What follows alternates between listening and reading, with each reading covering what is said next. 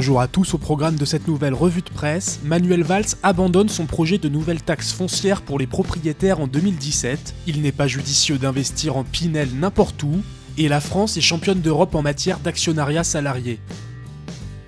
Il n'y aura finalement pas de nouvelle taxe foncière pour les propriétaires en 2017. En juin dernier, Manuel Valls avait décidé de créer la TSER, la taxe spéciale d'équipement régional.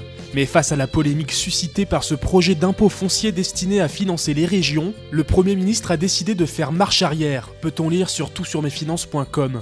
Mais alors, comment financer les quelques 600 millions d'euros réclamés par les régions pour compenser leur nouvelle mission de développement économique des TPE et PME ? Le Huffington Post nous apprend que parmi les pistes évoquées, une ponction d'une partie de la taxe carbone au bénéfice des régions pourrait avoir lieu. Le Pinel a le vent en poupe.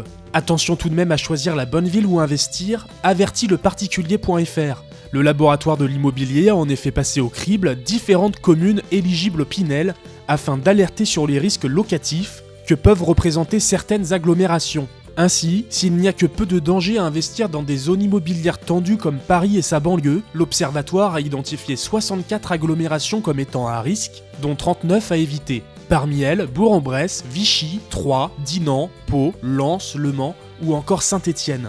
Le Figaro recommande aux particuliers de ne pas se laisser aveugler par la carotte fiscale du Pinel et de réaliser une étude de marché avant tout investissement. La France est une bonne élève en matière d'actionnariat salarié. Une enquête du cabinet RS a fait un bilan de l'actionnariat salarié des entreprises du SBF 120.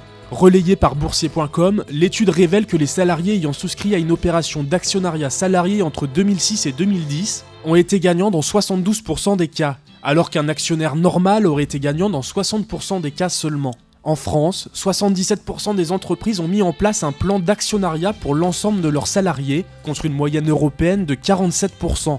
Le nombre d'actionnaires salariés a pourtant tendance à s'éroder dans les sociétés cotées françaises, apprend-on sur l'usine Nouvelle. La part des salariés actionnaires dans le nombre total de salariés est ainsi descendue de 47,2% en 2013 à 37,2% en 2015.